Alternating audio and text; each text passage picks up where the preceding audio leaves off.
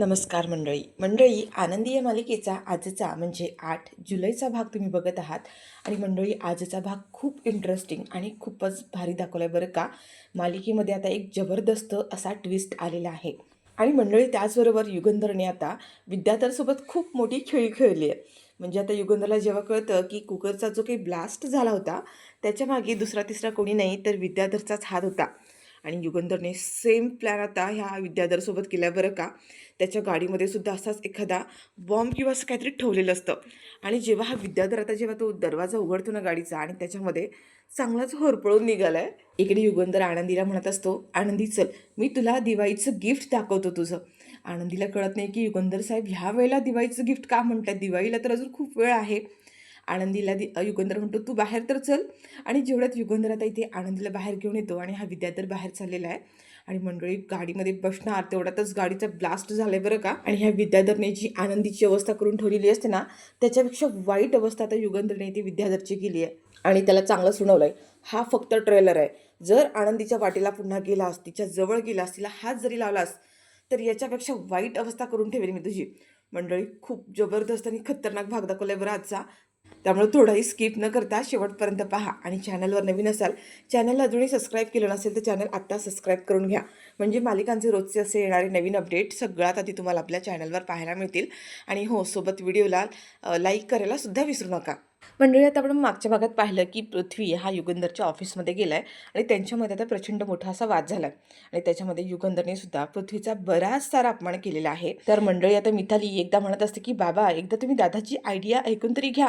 पण आता हा युगंधर आहे ना मिथालीवर पण चिडतो आणि म्हणतो की चूप, तुझा आवाज एकदम मंद, मध्ये मध्ये बोलू नकोस. तू पण ह्याच्या नादाला लागून एकदम बेजबाबदार झालेली आहेस. आणि जेव्हा आता असं म्हणतो ना मिथालीला तेव्हा मात्र हा पृथ्वी आणखीन चिडतो आणि म्हणतो की बस बस झालं. यापुढे मी तुमचा एक शब्दही ऐकून घेणार नाहीये. ही तुमची फॅक्टरी, हे सगळं जरी तुमचं असलं तरी मी पण या निंबाळकरांचा वंश आहे. त्यामुळे माझा सुद्धा ह्या फॅक्टरीवर तेवढाच अधिकार आहे. आणि मी इथे काही माझ्या स्वार्थासाठी आलो नव्हतो. इथे मी या कंपनीसाठी चांगला प्रोजेक्टच घेऊन आलो होतो. कंपनीच्या चांगल्या फायद्याचाच विचार करत होतो. आणि राहिला प्रश्न अधिकारांचा, तर माझा सुद्धा या कंपनीवर, या फॅक्टरीवर तेवढाच अधिकार आहे. तर मंडळी आता याच्यावरती युगंधर म्हणत असतो की वारसदार हा फक्त रक्ताचा असून चालत नाहीये. तो विश्वासाचा, कर्तृत्वाचा आणि हिमतीचा असावा लागतो, विचारांचा असावा लागतो. तुझी तर तेवढी लायकी सुद्धा नाहीये. आता युगंधरने इथे अक्षरशः त्या पृथ्वीची लायकी काढली बरं का. आणि त्याच्यामुळे तो पृथ्वी आणखीनच चिडलेला असतो. आणि मंडळी आता पृथ्वीने ते युगंधरला खूप मोठं चॅलेंज केलंय. मला तुमच्या ह्या प्रॉपर्टीची, पैशांची काही गरज नाहीये. तुमची प्रॉपर्टी आणि पैसा न वापरता मी स्वतः माझं स्वतःचं साम्राज्य, माझं स्वतःचं अस्तित्व निर्माण करेन. आणि त्यासाठी मी तुमच्या खुर्चीचा, तुमच्या पैशाचा कशाचाही वापर करणार नाहीये. तेव्हा आता युगंधर म्हणत असतो की हे सगळं निर्माण करण्यासाठी ह्या सगळ्या गोष्टी बोलून होत नाहीये. त्यासाठी घाम गाळावा लागतो, रक्ताचं पाणी करावं लागतं, स्वतःचं अस्तित्व निर्माण करावं लागतं. आणि तेव्हा हे सगळं होतं. आणि तेवढी तुझी लायकी नाहीये. आता जेव्हा पुन्हा युगंधर त्याचा अपमान करतो ना तेव्हा पृथ्वी म्हणतो की याच फॅक्टरीच्या बाहेर, याच फॅक्टरीच्या समोर, याच मार्केटमध्ये, याच बाजारामध्ये काही दिवसात माझं स्वतःचं अस्तित्व निर्माण झालेलं असेल. आणि तुम्ही स्वतःच्या डोळ्यांनी ही गोष्ट बघाल युगंधर निंबाळकर. आणि तेव्हा तुम्ही कौतुकाने माझी पाठ थोपटणार नाही, तर तुम्ही हताश होऊन माझ्याकडे बघाल. आता हा पृथ्वीने खूप मोठं चॅलेंज आता युगंधरला दिले बरं का. आणि तेव्हा आता युगंधर म्हणतो की आत्ताच्या आता इथून चालता हो, गेट आउट, माझ्या तोंडासमोरून आत्ताच्या आता निघून जा. आणि मंडळी इथे आता त्यांनी पुन्हा एकदा त्याचा अपमान केला आहे आणि पृथ्वीला फॅक्टरीतून हाकलून दिले बरं का.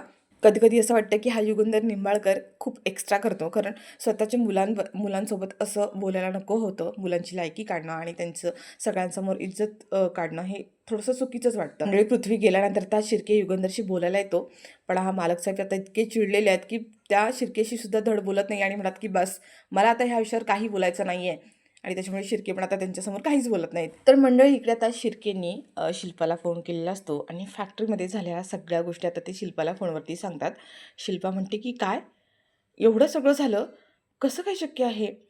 त्यावर शिल्पा म्हणते की राहू दे, तू तिकडे सगळं सांभाळ, मी इकडे बघते काय करायचं ते. आणि आता शिल्पा स्वतःशीच म्हणत असते की काय गरज होती काय ह्याला फॅक्टरीमध्ये जायची, किंवा विचारून तरी जायचं होतं. कशाला ही मनमानी करतात ना, काही कळतच नाही आहे. आणि शिल्पाने आता इथे पृथ्वीचं नाव घेतलेलं नसतं किंवा कोणाचं नावही नसतं घेतलेलं. ती स्वतःशी बोलत असते. तेवढ्यात मात्र हा विद्याधर मागून येतो आणि म्हणतो की काय गरज होती म्हणजे, त्याची हक्काची फॅक्टरी आहे ती, का ह्या फॅक्टरीवरती पोरांचा अधिकार नाही आहे का. जेवढा युगंधर दादाचा अधिकार आहे तेवढाच त्या फॅक्टरीवर पोरांचा सुद्धा अधिकार आहे. मग काय झालं पोरं त्या फॅक्टरीमध्ये गेली तर? तेवढं शिल्पा आता विद्याधरकडे म्हणते, आणि तुला कसं माहीत की मी पोरांबद्दलच बोलते आणि पोरच फॅक्टरीमध्ये गेली होती ती? मी तर ह्याच्यामध्ये पोरांचं नाव सुद्धा घेतलं नाहीये. हा विद्याधर म्हणतो की कॉमन सेन्स शिल्पाताई, कॉमन सेन्स. त्यावर शिल्पा म्हणते, पण मी तर पृथ्वीचं नाव सुद्धा घेतलं नाही. मग तुला कसं माहीत की पृथ्वीच फॅक्टरीमध्ये गेला होता म्हणून? त्यावर शिल्पाला म्हणतो आता, शिल्पाताई अगं मला कसं माहीत असणार आहे?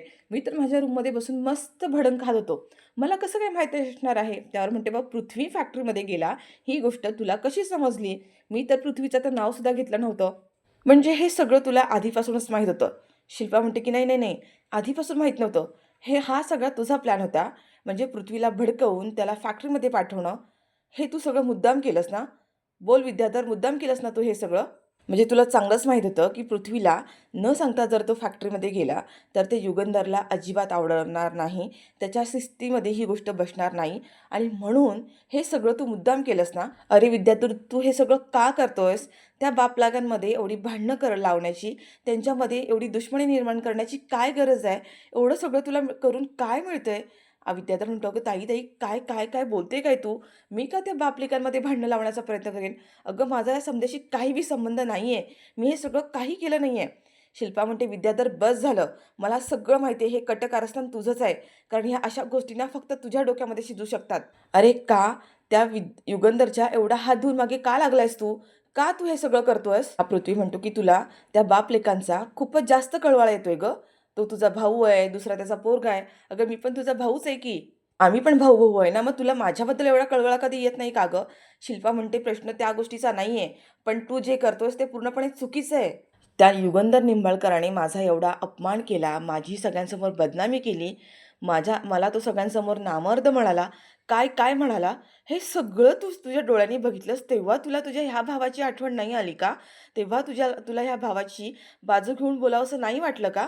आणि हे बघ, दादा ज्या पद्धतीने मागलाय ना, मी त्याला आणि त्याच्या पोराला कधीच एकत्र येऊ देणार नाही आहे. मी कायम त्यांच्यामध्ये दरी निर्माण करण्याचा प्रयत्न करेन. त्या युगंधर करायला मला पूर्णपणे उद्ध्वस्त करायचं आहे. आणि त्यासाठी वरून देव जरी आला ना, तरीसुद्धा मी थांबणार नाही आहे. तू तर काही चीज नाही आहे. या युगंधर निंबाळकराला उद्ध्वस्त करण्यापासून मला कोणी म्हणजे कोणीही थांबू शकणार नाही आहे. शिल्पा म्हणते, विद्याधर तू काय करायला चालल्यास त्याची कल्पनासुद्धा तुला नाही आहे. तू जे करायला चालल्यास ना त्याच्यामध्ये तू तुझं आयुष्य उद्ध्वस्त करतोयस. या सगळ्यामध्ये सगळ्याची राख होऊन जाईल.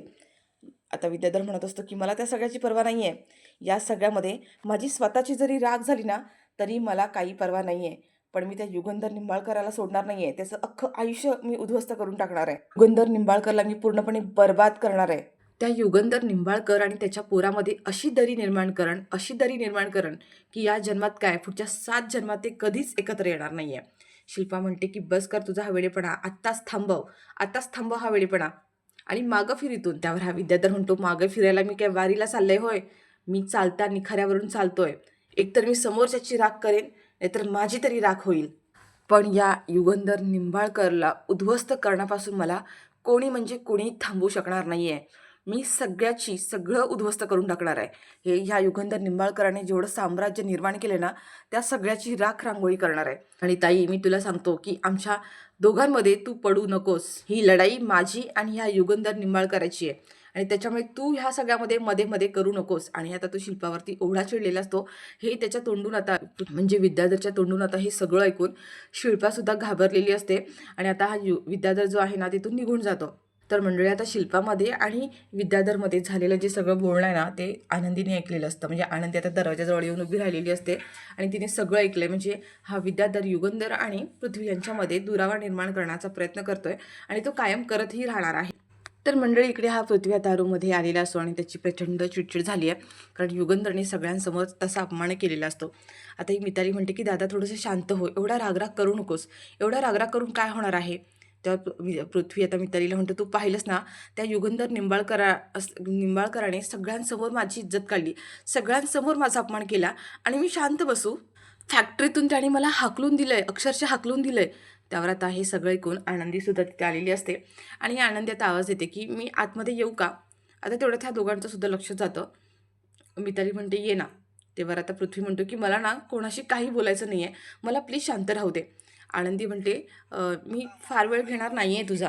मला माहिती आहे फॅक्टरीमध्ये काय झालं ते आणि म्हणूनच मला ते तुझ्याशी 2 मिनिटं फक्त बोलायचं आहे. पृथ्वी म्हणतो की मला कोणाशीही बोलायची इच्छा नाही आहे. मला कोणाशी बोलायचं नाही आहे. प्लीज आता नको. आनंदी म्हणते की बरं ठीक आहे, मी निघून जाते. पण जाता जाता फक्त मला एका प्रश्नाचं उत्तर देशील का?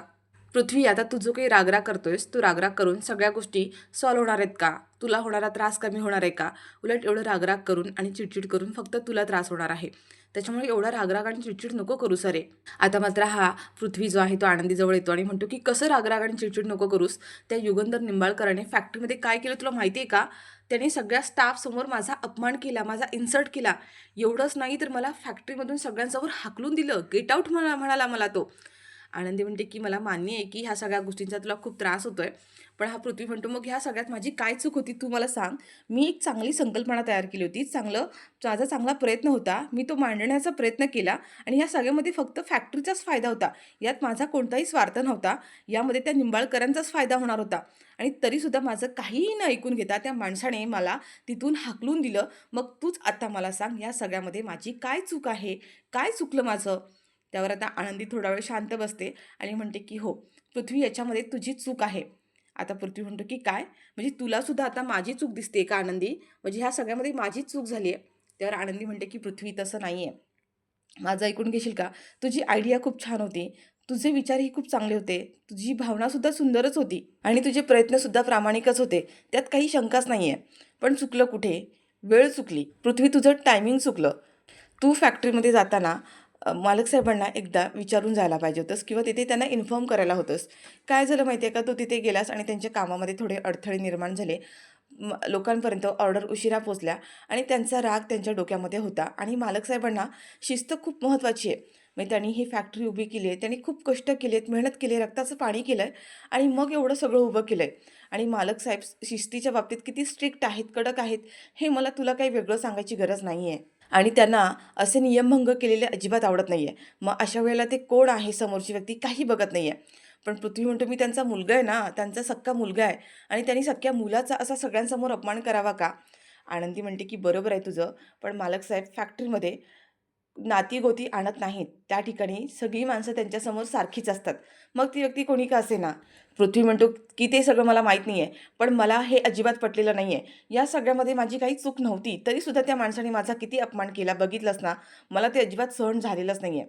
आनंदी म्हणते, पण पृथ्वी, एक गोष्ट लक्षात घे. मालक साहेबांच्या डोक्याला काही कमी ताप आहे का? तू मला सांग. एवढं मोठं विश्व उभं केलं आहे त्यांनी. त्या लोकांची मनं जपायची असतात. बरेच कामकाज असतात. थोड्या गोष्टी इकडे-तिकडे झाल्या. आता आजचाच गोष्ट बघ ना. थोडा उशीर झाला पार्सल जाण्यासाठी, तर किती लोकांचे त्यांना फोन आले. मार्केटमध्ये त्यांचं नाव बदनाम व्हायला सुरुवात झाली. ह्या छोट्या-छोट्या गोष्टी असतात ना, त्यासुद्धा जपाव्या लागतात अरे. आणि मालक साहेब तुझा रागराग करत नाही आहे. त्यांच्या मनातही तुझ्याबद्दल प्रेम, भावना आहे. पण काय आहे ना, आज जो सगळा प्रकार झाला, त्याच्यामुळे त्यांच्या मनात तो राग निर्माण झाला आणि रागाच्या भरात ते तुला बोलून गेले. आणि मुलांनी कधी वडिलांनी बोललं म्हणून इतकं मनाला लावून घ्यायचं नसतं. शेवटी वडील आहेत ते. आणि पृथ्वी, तू हीच गोष्ट जर त्यांना त्यांच्याशी जाऊन नीटपणे बोलला असतात, त्यांना शांतपणे सांगितलं असतंस आणि त्यांना विचारून जर फॅक्टरीमध्ये गेला असतास ना, तर एवढं सगळं नसतं घडलं अरे. मंडळी, इथे आता आनंदी पृथ्वीला खूप चांगल्या पद्धतीने समजावून सांगत असते आणि खरंच त्या पृथ्वीला आत्ता कुठे तिचं बोलणं थोडंसं पटायला लागलं आहे. म्हणजे त्याने ती चूक केली. त्यांनी फॅक्टरीमध्ये जाताना असं डिरेक्टली जायला नको होतं आणि कामामध्ये अडथळा आणायला नको होता. तरी पण म्हणतो, आनंदी हे सगळं ठीक आहे, पण मी त्या माणसाशी कसं बोलायचं? मला त्या माणसाशी बोलायची सुद्धा इच्छा होत नाही आहे. कायम असं वाटतं की त्याच्याशी काहीतरी बोलायला जाणार आणि मग ते उद्धटपणे आणि उर्मटपणे बोलणार आणि मला ते नाही होत माझ्याकडून आणि म्हणून मी हे सगळं केलं. पण आनंदी म्हणते की हो, पण तू एकदा विचार करून बघ ना. ते तुझे वडील आहेत. ते ओरडले, चिडले, रागवले इथपर्यंत ठीक आहे. त्यांचा तो अधिकार पण आहे. पण तू त्यांचा मुलगा आहेस. वडिलांनी जर एखादी गोष्ट केली तर मुलाने एक पाऊल पुढे जाऊन त्या गोष्टीला सोडून द्यायचं असतं. कारण वडील जे काही करतात त्या मुलांच्या भल्यासाठी आणि चांगल्यासाठीच करतात अरे. तू एक पाऊल पुढे जाऊन जर त्यांच्याशी जर नीट बोललास, नीट वागलास, तर ते सुद्धा तुला नक्कीच समजून घेतील. मालक साहेबांचं मन खूप मोठं आहे आणि ते सुद्धा हलवे आहेत. ते बाहेरून जरी असे दिसत असले ना, तरी त्यांचा मूळ स्वभाव तसा नाही आहे. ते नक्की तुला समजून घेतील. तू फक्त आता त्यांच्या रागाकडे पाहतोयस, पण त्यांच्या रागामागचा त्यांचा हेतू, त्यांची काळजी, ते पण थोडं समजून घे ना. आणि पृथ्वी, एक गोष्ट कायम लक्षात ठेव. बापाचा मान राखण्यासाठी मुलांनी कधी जर धुपतं माप घेतलं, एक पाऊल मागे घेतलं, तर तो मुलाचा कधी अपमान होत नसतो. उलट तो त्याचा मोठेपणा सिद्ध करतो. आणि मंडळी आता आनंदीने एवढ्या छान पद्धतीने त्या पृथ्वीला समजवल्यानंतर त्याला ती गोष्ट कुठेतरी पटली आहे आणि तो आनंदीला म्हणते की हो, पण मला या सगळ्यावर थोडासा विचार करायला थोडासा वेळ हवा आहे. आनंदी म्हणते की घे, तुला हवा तेवढा वेळ घे, काही हरकत नाही आहे, पण शांत डोक्याने आणि शांतपणे विचार कर. तर आनंदी आता पृथ्वीच्या रूममधून तर बाहेर येते आणि तिला आता युगंधरशी बोलायचं असतं आणि आता ती पावलं मोजत मोजत युगंधरच्या रूमपर्यंत म्हणजे गेस्ट रूमपर्यंत आलेली असते. आता युगंधरच्या रूमपासून गेस्ट रूम हा 15 पावलांचा असतो आणि आनंदी आता 15 पावलं मोजत तिथपर्यंत आली आहे. आणि आता तिला कळत नाही की नक्की हाच गेस्ट रूम आहे ना, मी बरोबर आली आहे ना. तेवढा तिथे सुनीता येते आणि म्हणते, "आनंदीताई, तुम्ही इथे काय करताय?" तर आनंदी म्हणते की "मी इथे गेस्ट रूमजवळच आले ना सुनीताताई, बरोबर आहे ना? मालक साहेबांचाच हा रूम आहे ना इथे?" त्या सुनीता म्हणते की "हो, पण तुम्ही आता आराम करायचा सोडून इथे काय करताय? मालक साहेबांना जर कळलं ना की तुम्ही आराम करायचा सोडून इकडे-तिकडे फिरताय, तर ते तुम्हाला ओरडतील." तर आनंदी म्हणते की "नाही सुनीताताई, मला मालक साहेबांशी थोडंसं बोलायचं आहे, महत्त्वाचं बोलायचं आहे. मला तुम्ही एक गोष्ट सांगा ना, रूममध्ये डोकावून थोडं बघा आणि मालक साहेब आतमध्ये आहेत का मला सांगा, की आतमध्ये बसलेत का ते?" त्यावर सुनीता ती पाहते आणि युगंधर आतमध्ये असलेला तिला दिसतो आणि ती म्हणते की "हो, मालक साहेब आतमध्येच आहेत." आता आनंदी म्हणते की "मला ना मालक साहेबांशी थोडंसं बोलायचं आहे. सुनीताताई, तुम्ही आलात तरी चालेल." आता सुनीता जाते आतमध्ये आणि इकडे मंडळी युगंधरच्या ऐवजी हा पृथ्वी युगंधरचे कपडे घालून त्याच्या रूममध्ये बसलेला असतो आणि आनंदीला बिचारीला हे सगळं माहीत नाही आहे बरं का. ती आतमध्ये येते आणि तिला असं वाटतं की युगंधरच बसला आहे आतमध्ये. आता आतमध्ये आनंदी येते आणि म्हणते की "मालक साहेब, मला तुमच्याशी बोलायचं आहे. मुलांबद्दलच बोलायचं आहे. मला माहिती आहे मुलांबद्दल आणि तुमच्याबद्दल तुमच्यामध्ये बोललेलं तुम्हाला अजिबात आवडत नाही आहे आणि पण प्लीज मला तुम्ही इथून बाहेर काढू नका. फक्त 2 मिनिटं मला तुमच्याशी बोलायचं आहे. माझी फक्त 2 मिनिटं बाजू ऐकून घ्या." आता आनंदी एवढं सगळं बोलते ना, त्याच्यावरती हा विद्याधर तिथे असतो. तो काहीही बोलत नाहीये. आनंदी जे काही बोलते ना, तिचं सगळं बोलणं तो ऐकून घेत असतो. आनंदी म्हणते, की "ऐका ना मालक साहेब, आज पृथ्वी फॅक्टरीमध्ये आला होता आणि त्याच्यामध्ये आणि तुमच्यामध्ये काही जे बोलणं झालं, तुम्ही अशा पद्धतीने त्याच्याशी बोलायला नको होतं. मला मान्य आहे, की त्यांनी शिस्त मोडली. तुमची एक शिस्त आहे आणि त्यांनी तुम्हाला सांगून फॅक्टरीमध्ये यायला हवं होतं. असं डायरेक्टली यायला नको होतं. पण तरीसुद्धा तुम्ही त्याच्याशी ज्या पद्धतीने बोललात ना, असं वागायला नको होतं. कारण त्याचा हेतू शुद्ध होता. त्याचे प्रयत्न प्रामाणिक होते. मान्य आहे की त्यांनी चूक केली, तुम्हाला इन्फॉर्म नाही केलं, तुम्हाला सांगितलं नाही, डिरेक्टली आला, तुमची शिस्त मोडली गेली. पण त्या सगळ्यामागे त्याचे खरंच खूप प्रामाणिक प्रयत्न होते. आणि मालक साहेब, मला हेही माहिती आहे की तुमच्यामध्ये आणि पृथ्वीमध्ये खूप मोठी दरी निर्माण झाली आहे. तुम्ही दोघंजणं 2 टोकाचे आहात. पण मला असं वाटतं की आजची संधी तुम्हा दोघांना एकत्र येण्यासाठी होती. तुम्ही थोडंसं त्याला समजून घेतलं असतं, तर कदाचित तुमच्यामध्ये असलेली जी दरी आहे, तुमच्यामध्ये झालेले गैरसमज आहे, ते गैरसमजसुद्धा दूर झाले असते. तुम्ही आज त्याला थोडं समजून घेतलं असतं, त्याच्या पाठीवरून प्रेमाने हात फिरवला असता, मायेने हात फिरवला असता, तर आज खूप चांगली संधी होती. तुमच्या दोघांमध्ये जी काही दरी निर्माण झाली ना, ती ती दरी दूर झाली असती. आणि सविताताईंनासुद्धा खूप भारी वाटलं असतं. त्यांच्या स्मृतीला, त्यांच्या आत्म्यालासुद्धा आनंद झाला असता. योगेंद्र साहेब, मला माहिती आहे की तुमच्यामध्ये आणि पृथ्वीमध्ये, तुमच्या नात्यामध्ये मी बोललेलं तुम्हाला अजिबात आवडत नाही आहे. पृथ्वी बरोबर दिसतो ना, तसा नाही आहे. मनातून तो मुलगा खूप चांगला आहे, हळवा आहे. त्याच्या मनातही तुमच्याबद्दल बरंचसं प्रेम आहे, आदर आहे. आनंदी हे सगळं काही बोलत असते ना, समोरून युगंधर काहीच बोलत नाही आहे आणि आनंदीला आता मात्र त्या गोष्टीचं आश्चर्य वाटतं, की मी इतकं सगळं बोलते आणि मालक साहेब काहीच का बोलत नाही आहेत. आणि त्यावर आनंदी म्हणते, की मालक साहेब तुम्ही इथेच आहात ना?" तेव्हा मात्र हा विद्याधर जो आहे ना, तो त्या खुर्चीतून उठतो आणि आनंदीच्या समोर येतो. आता आनंदीला हे कळतं, की आपल्या समोर येऊन कोणीतरी उभं राहिलंय, पण मालक साहेब न बोलता असं वागणार नाहीत. तिला थोडासा संशय येतो आणि तेवढ्यातच हा विद्याधर आता आनंदीचे हात पकडतो. आणि ज्या क्षणी आता हा आनंदीचे हात पकडतो ना, आनंदीला लगेच कळतं, की म्हणजे हे मालक साहेब नाही आहेत, हा तर विद्याधर आहे. आनंदी म्हणते, की "विद्याधर साहेब, तुम्ही तुम्ही इथे कसे काय? आणि तुम्ही असे मालक साहेबांची कपडे का घातलेत? त्यांचे कपडे का घातलेत?" त्यावर हा विद्याधर म्हणतो, की "अरे बापरे! आनंदी, तू आंधळी असलीस, तुला दिसत नसलं ना, तरी अगदी बरोबर ओळखते हां." या विद्याधरचा कपडे, त्याचा रंग, त्याचा वास सगळं काही तुला अगदी बरोबर माहिती आहे. आणि आतासुद्धा तू अगदी बरोबर ओळखलंस हां.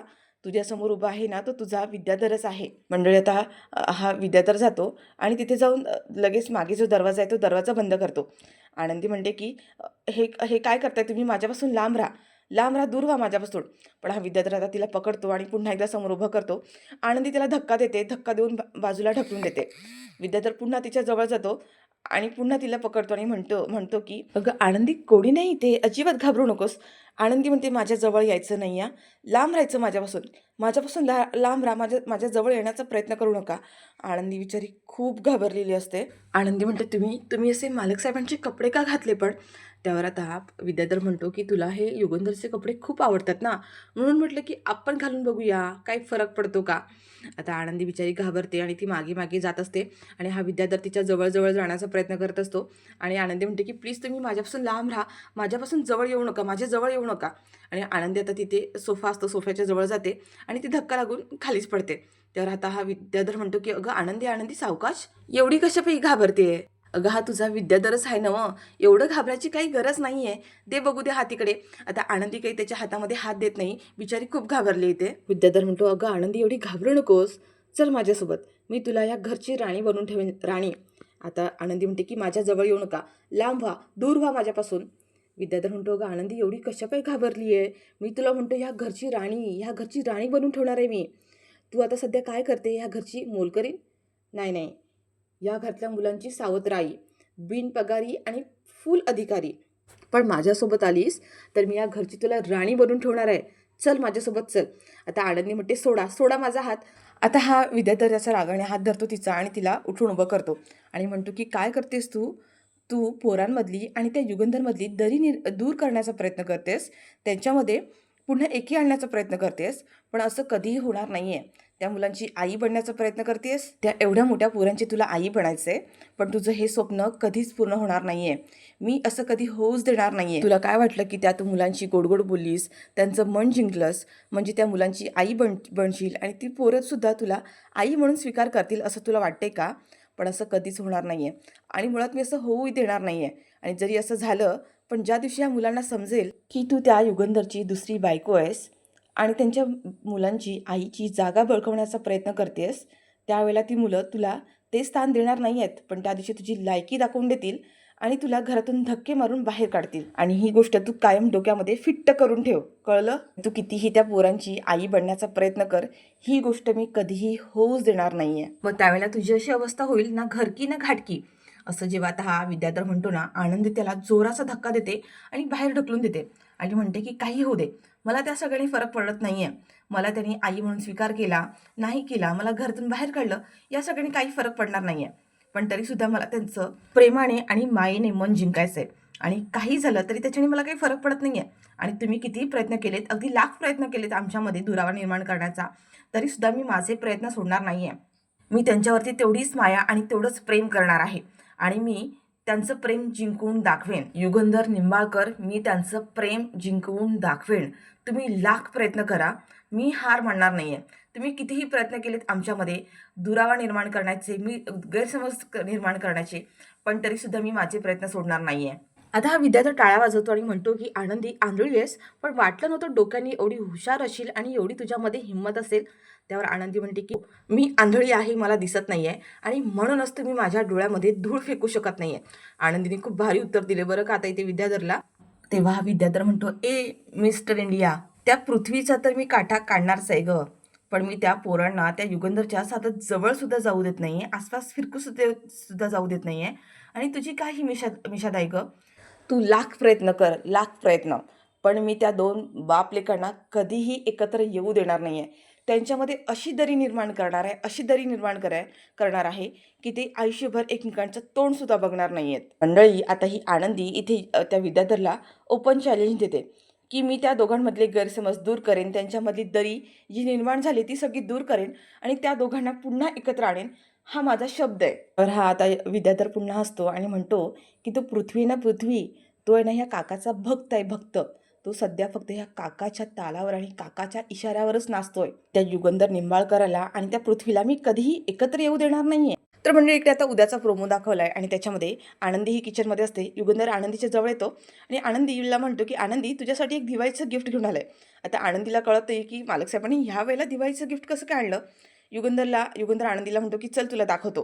तर मंडळी त्याच वेळेला आता हा विद्याधर जो आहे तो गाडीमध्ये बसायला चाललेला असतो, कुठेतरी बाहेर चाललेला असतो आणि गाडीमध्ये खूप मोठा असता जबरदस्त ब्लास्ट झालाय आणि त्याच्यामध्ये युगंधर त्या विद्याधरच्या चेहऱ्याला प्रचंड भाजलंय बरं का. बऱ्याच ठिकाणी असं लागलेलं असतं आणि हे सगळं आता आनंदीला बाहेर येऊन आनंदी बघते आनंदीला युगंधर म्हणत असतो की हे बघ, हे आहे तुझं दिवाळीचं गिफ्ट. मंडळी इकडे युगंधरला कळलेलं असतं आनंदीचा जो काही कुकरचा ब्लास्ट झालाय तो सगळं विद्याधरचं कारस्थान असतं आणि म्हणून त्याला धडा शिकवण्यासाठी युगंधरने हे सगळं केलंय.